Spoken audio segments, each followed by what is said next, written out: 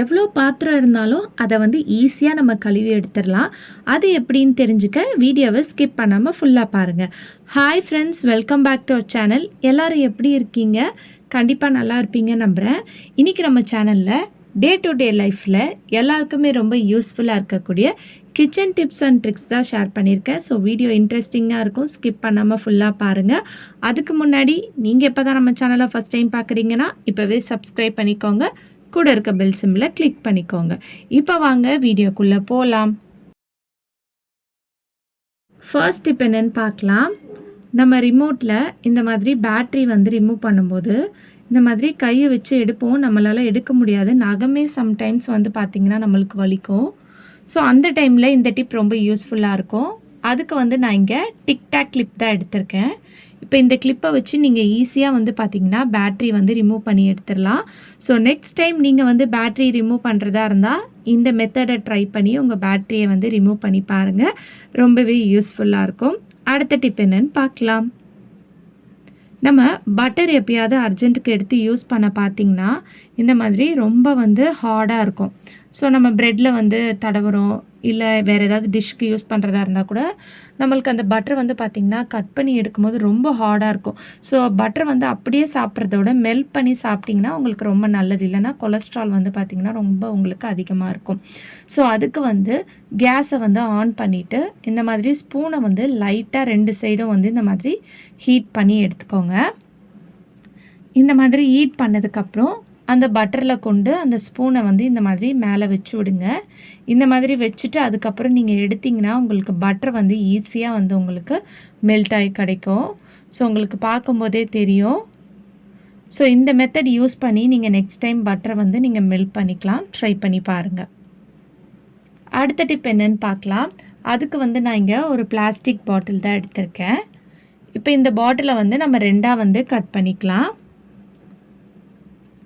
So cut பண்ண கீழே இருக்கிற போர்ஷன் தான் நம்மளுக்கு தேவை. இப்போ இது எதுக்குன்னு பார்த்தீங்கன்னா, நீங்கள் ஹாஸ்டலில் இருப்பீங்க, இல்லை பேச்சுலர்ஸாக இருக்கீங்க, இஞ்சி பூண்டு நசுக்கிறதுக்கு அந்த இடிக்கல் இல்லைன்னா இந்த மெத்தடை நீங்கள் ட்ரை பண்ணுங்கள். இந்த மாதிரி சப்பாத்தி திரட்டுற கட்டை இருந்துச்சுன்னா அதை வச்சு இந்த மாதிரி இஞ்சி பூண்டெல்லாம் நீங்கள் நசுக்கி எடுத்துக்கலாம். ஸோ நம்ம இடிக்கல்லில் எப்படி நசுக்கி எடுத்தால் வருமோ அதே மாதிரி இதுலேயும் வந்து பார்த்திங்கன்னா உங்களுக்கு நல்லா இஞ்சி பூண்டு வந்து பார்த்திங்கன்னா உங்களுக்கு நசுக்கி கிடைக்கும். ஸோ கண்டிப்பாக ட்ரை பண்ணி பாருங்கள். அடுத்த டிப் என்னென்னு பார்க்கலாம். நம்ம ஏதாவது க்ராசரி ஐட்டம்ஸ் வந்து ஸ்டோர் பண்ணி வைப்போம் இல்லையா, அந்த மாதிரி கட் பண்ணிவிட்டு, இல்லை உப்பு சர்க்கரை அதெல்லாம் கட் பண்ணி ஸ்டோர் பண்ணி வச்சுட்டு பேலன்ஸ் இருக்கிறத வந்து பார்த்திங்கன்னா அந்த கவரை வந்து அப்படியே வந்து ஃபோல்ட் பண்ணி வைப்போம். அதில் வந்து ஏதாவது பூச்சி வண்டுலாம் போயிட்டு இருக்கும், ஃப்ரெஷ்ஷாக இல்லாமல் இருக்கும். ஸோ அதுக்கு இந்த டிப்பை வந்து ட்ரை பண்ணி பாருங்கள். இப்போ பேலன்ஸ் இருக்கிற அந்த கவரை வந்து மொத்தமாக இந்த மாதிரி ஒன்றா சேர்த்து பிடிச்சிக்கோங்க.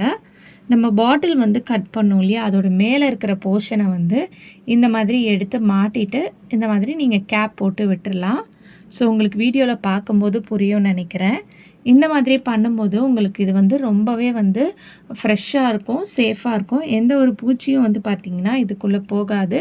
ஸோ இது நீங்கள் பருப்பு ஐட்டம் இல்லை பயிர் வகைகள் எதாக இருந்தாலும் சர்க்கரை கூட இந்த மெத்தடில் நீங்கள் யூஸ் பண்ணி வேணுன்றப்பது எடுத்து யூஸ் பண்ணிவிட்டு திருப்பி இந்த மாதிரி க்ளோஸ் பண்ணி வச்சிடலாம். ட்ரை பண்ணி பாருங்கள்.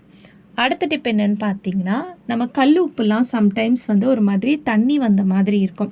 ஸோ அது வராமல் இருக்கிறதுக்கு ஒரு ஐஸ்கிரீம் ஸ்டிக்கை வந்து இந்த மாதிரி போட்டு வச்சுருங்க.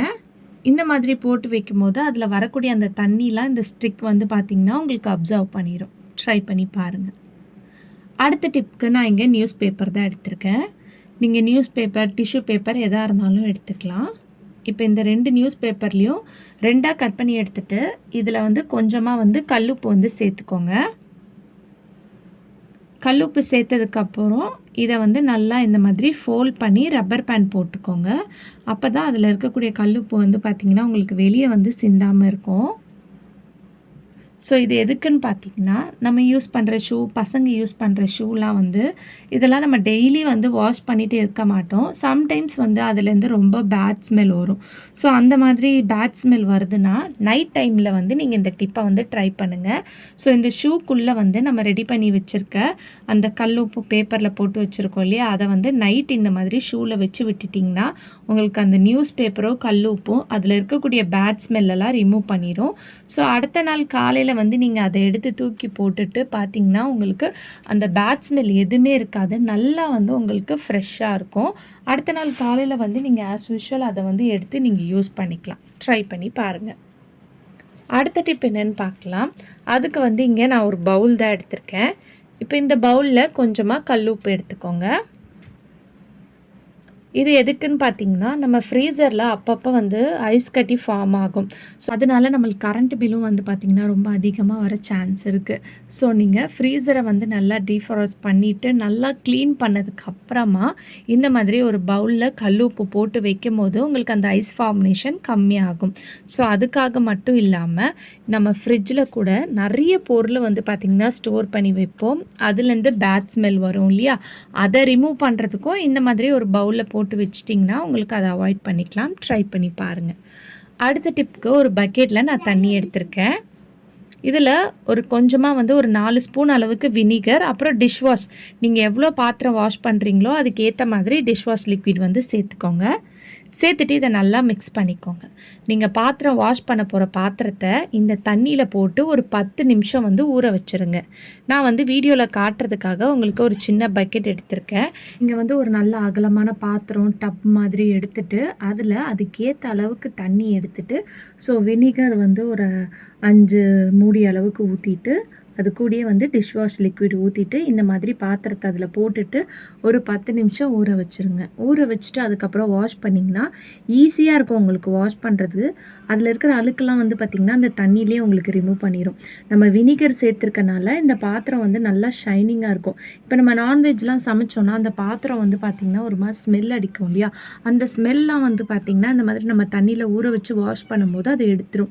ஏன்னா இதில் உப்பு, வினிகர், நம்ம டிஷ்வாஷ் லிக்விட் எல்லாம் சேர்த்துருக்கனால உங்களுக்கு ஈஸியாக வந்து பார்த்திங்கன்னா அந்த பாத்திரத்தில் இருக்கக்கூடிய அழுக்கும் எடுத்துரும், ஸ்மெல்லும் வந்து பார்த்திங்கன்னா உங்களுக்கு எடுத்துரும்.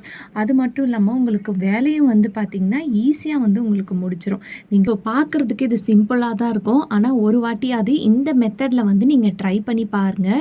எவ்வளோ பாத்திரம் இருந்தாலும் நீங்கள் ஈஸியாக வந்து பார்த்திங்கன்னா இந்த மெத்தட் ஃபாலோ பண்ணும்போது வாஷ் பண்ணி எடுத்துடலாம்.